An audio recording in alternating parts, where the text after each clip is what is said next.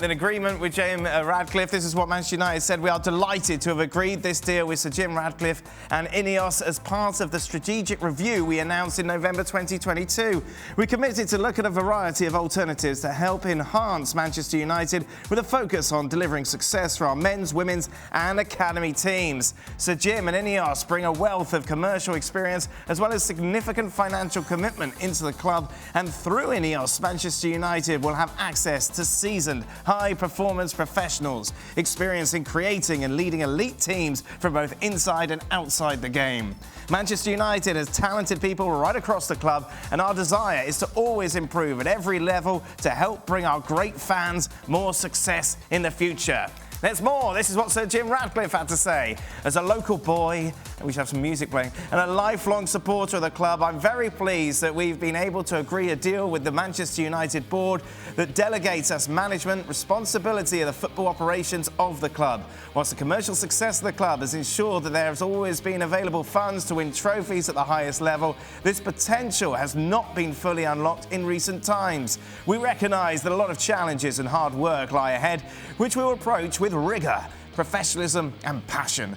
Our shared ambition is clear. We want to see Manchester United back where we belong, at the very top of English, European and world football. Mark Ogden joins us from Manchester to give us the latest. Very disappointing. I thought it was going to be Rob Dawson. No, it's not Rob Dawson. He couldn't make it. He was busy. So was Gab. So was Jules. Yeah. So we've got Mark. Mark, how excited should Santa's elf. How much should Manchester United fans? How excited should they be? Well, they should be excited in the sense that the Glazers are taking a back seat from the football side of it, and their influence is diminishing. But let's put the brakes in a little bit. This isn't going to get ratified by the Premier League for 6 to 8 weeks, so that the January transfer window, that's irrelevant. That's not going to make any difference because Sir Jim Ratcliffe probably won't have his arrival on the board signed off until February. So January is going to be a normal Glazer transfer window, which means not a lot will happen.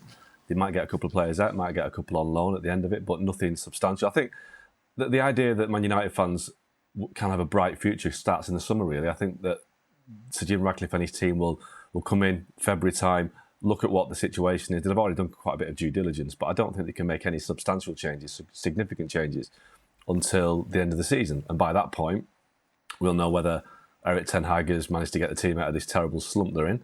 A lot of the players will have had 6 more months to prove that they're either good enough or not good enough. So I think by that point, that's when change will start to happen. But in the short term, they've pledged £250 million, $200 million to upgrading Old Trafford, and that really won't even touch the sides because it needs a lot more than that. But it's going to do the basics, fix the roof for a start, maybe stop it leaking on the fans who pay a lot of money to watch United.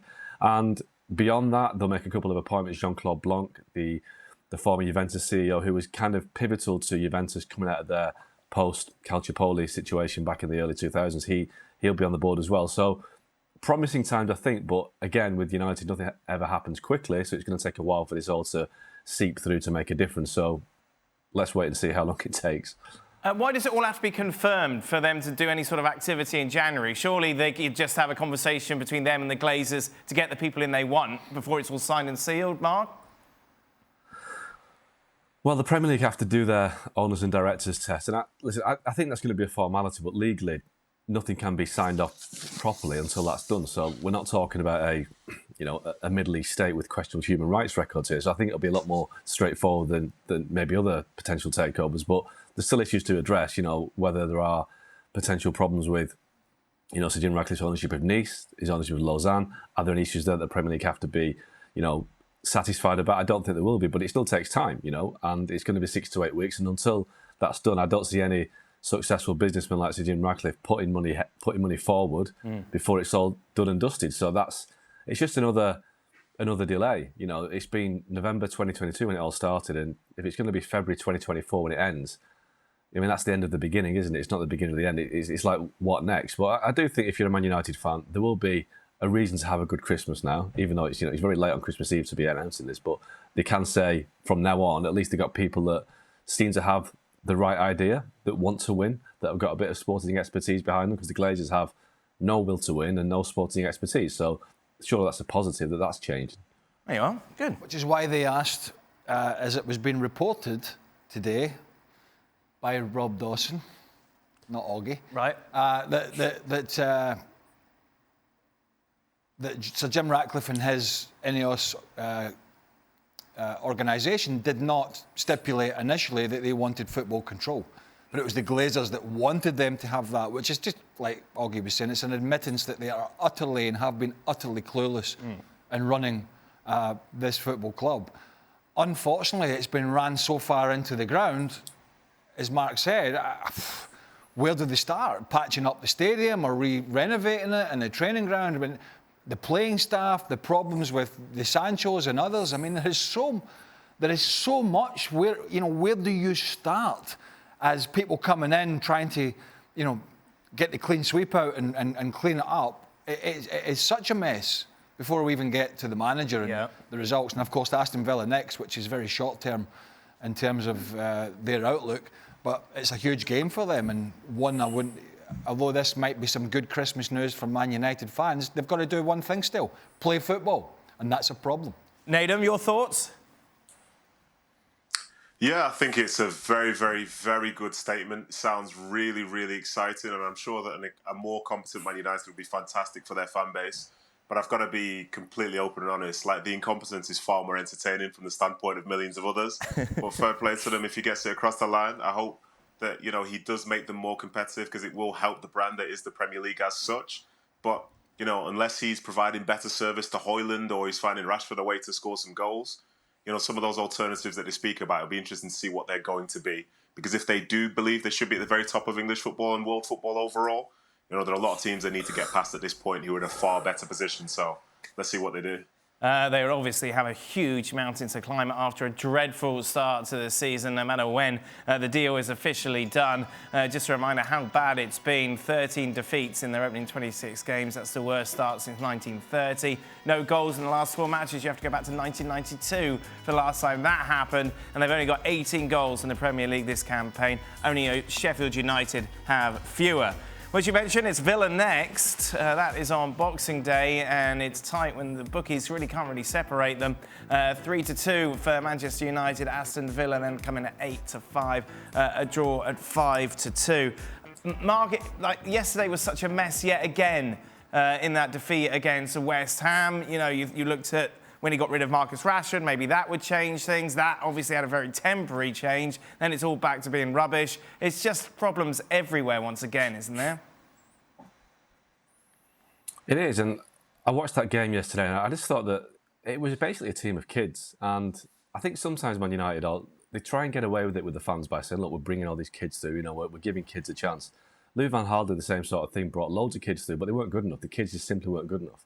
And I think, you have to question whether Palistra's going to be good enough, whether, Anthony's going to be good enough. I think we know the answer to that one. And I think it's quite a sad team to watch.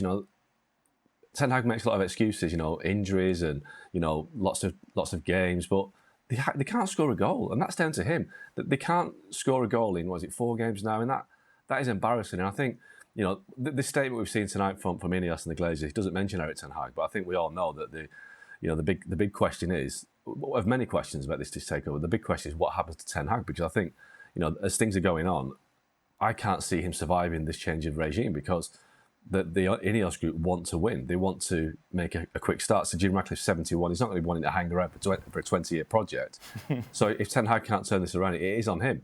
And I think they've now got 1 game a week for the next 6 months. They've got no European commitments, no Carabao Cup. So he's got time on the training pitch now to make these players better, get them fit.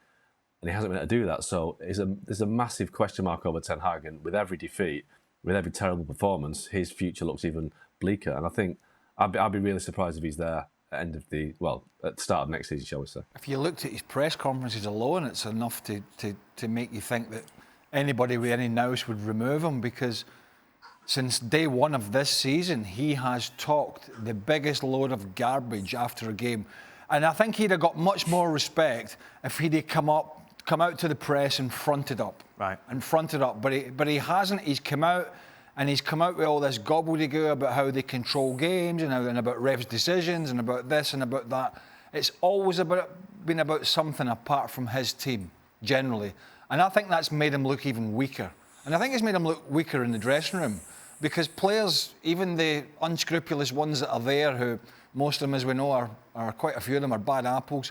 But players listen and they see quotes and they talk about this and they go, actually, we were pretty garbage. And Luke Shaw, to be fair, was asked some questions after the West Ham game and gave some relatively straight answers. He said, look, just not good enough. It's just not good enough, and this is not what Man United are all about. And so I think not only the results, but words matter, and Ten Hag's words this year have been as bad as his team's performances. Nathan, what's going to happen against Villa on Boxing Day? Oh my gosh, you know, for how Villa are, the fact that, you know, they couldn't get that win against Sheffield United the other day, that was a big surprise to me. And going to Old Trafford, for as much as a lot of teams get a lot of points there, I just feel like there's going to be a reaction from United, there's going to be a reaction from their fans, there's going to be maybe a bit of jubilation because they can see these things happen with Sir Jim Ratcliffe. So I'm not necessarily leaning for a Villa win. I think Villa at home, you know, they're nearly perfect, but I still favour United, and that's a weird thing for me to say given the fact that, you know, they don't score any goals. But maybe I'm trying to curse it. Who knows, Dan? Who knows? Yeah, it's the old Nathan double bluff, isn't it? He plays a double bluff every time. Yeah, it's a predictable move from Mr. Inoue. Consistent. Yeah, exactly.